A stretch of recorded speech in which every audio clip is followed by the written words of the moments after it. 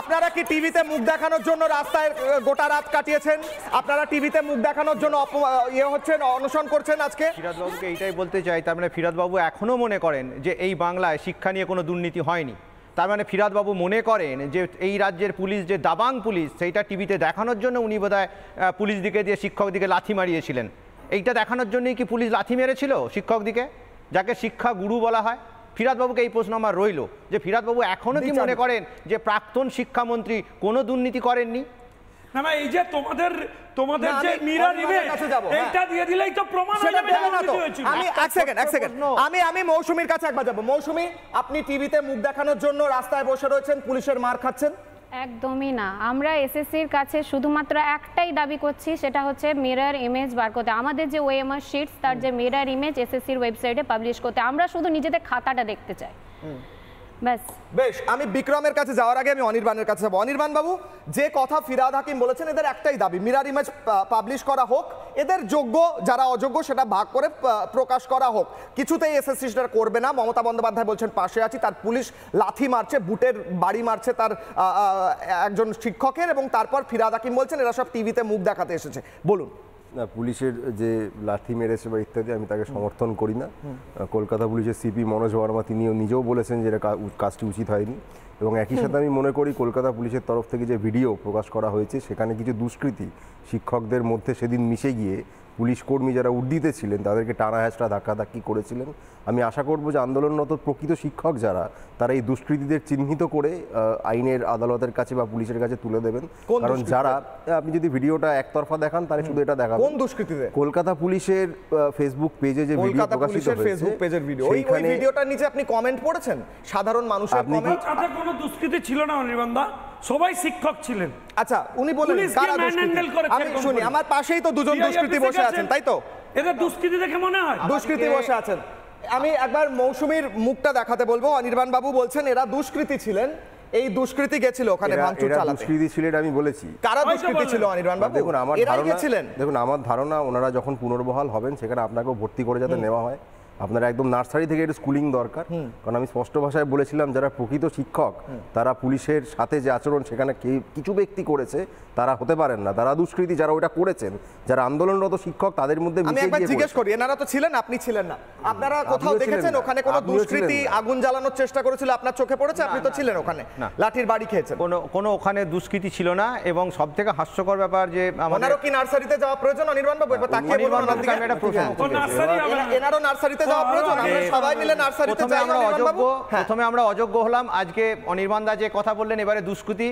এর পরের বারে হয়তো অনির্বাণদের কাছ থেকে হয়তো শুনতে হবে আমরা মাওবাদী, তারপরে হয়তো লস্করি তৈবা, আরো অনেক কিছু আমাদের। ফিরহাদ হাকিম বলেছেন লেফটিস্ট আর আলট্রা লেফটিস্টের জন্য এটা হচ্ছে, অর্থাৎ মাওবাদীদের জন্য। ফিরহাদ হাকিমের বাইট আছে, তার মানে মাওবাদী বলেছেন, ফিরহাদ হাকিম বলে দিয়েছেন, আমাদের উপর লেগেই গেছে।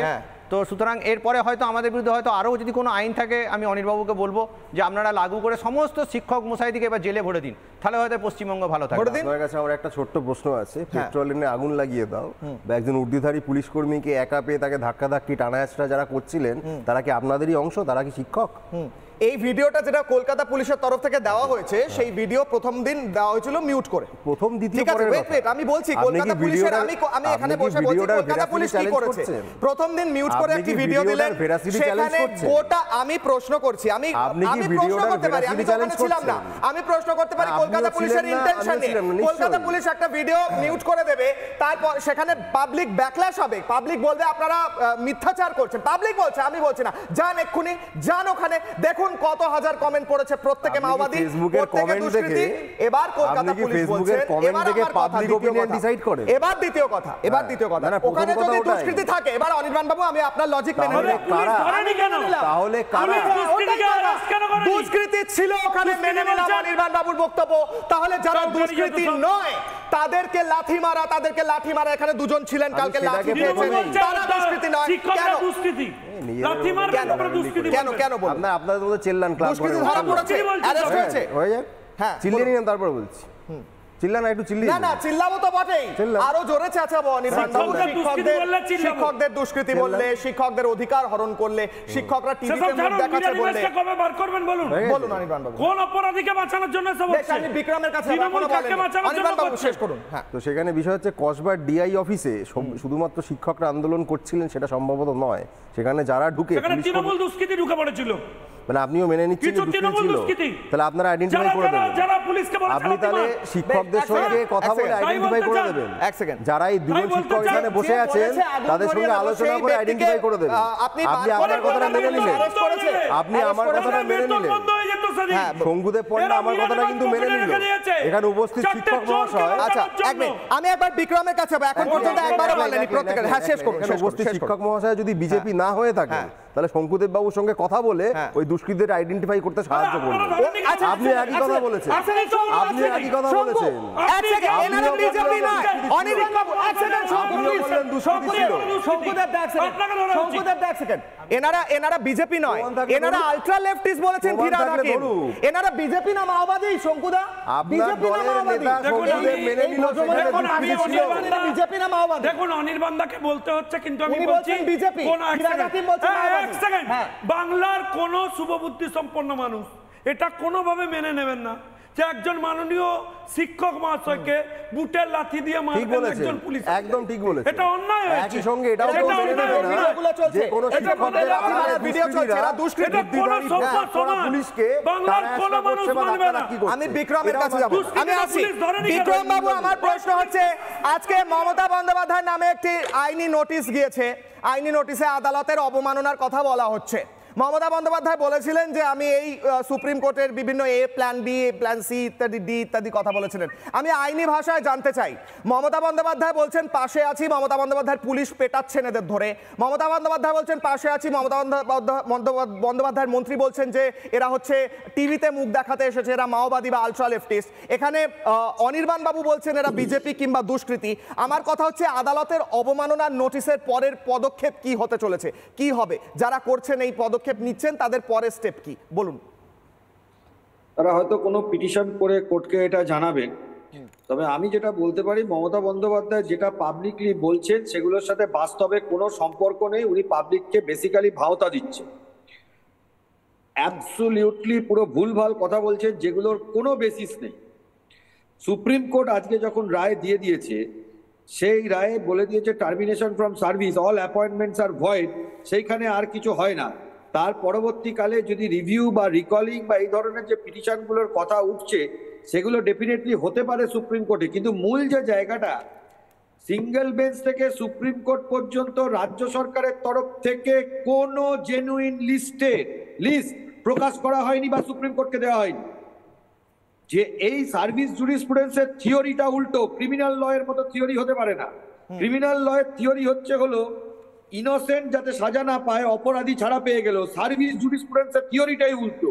পুরো সিলেকশন প্রসেসে যদি একজনও টেন্টেড হয়, সেটা যদি আনডিটেক্টেড হয় তাহলে পুরো প্রসেস যাবে। তার মানেটা পুরো একটা লিস্ট তৈরি করতে হবে, যে লিস্টের মধ্যে এসএসসি বা রাজ্য সরকারকে সার্টিফাই করতে হবে যে একজনও আনটেন্টেড ক্যান্ডিডেট নেই। সেটা সিঙ্গেল বেঞ্চ থেকে সুপ্রিম কোর্ট অব্দি দেয়নি, যার জন্য আজকে 26,000 রাস্তায় বসে গেছে। আর বাইরে লিস্ট আছে, এসএসসি যদি বলে আমাদের কাছে লিস্ট নেই। আচ্ছা আমি বিক্রম বাবু থেকে আসি, বিক্রম বাবু লিস্ট আছে কি? ডেফিনেটলি লিস্ট আছে, হ্যাঁ ডেফিনেটলি লিস্ট আছে।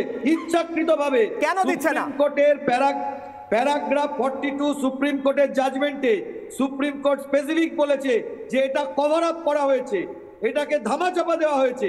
Paragraph 42 of the judgement specifically Supreme Court বলেছে।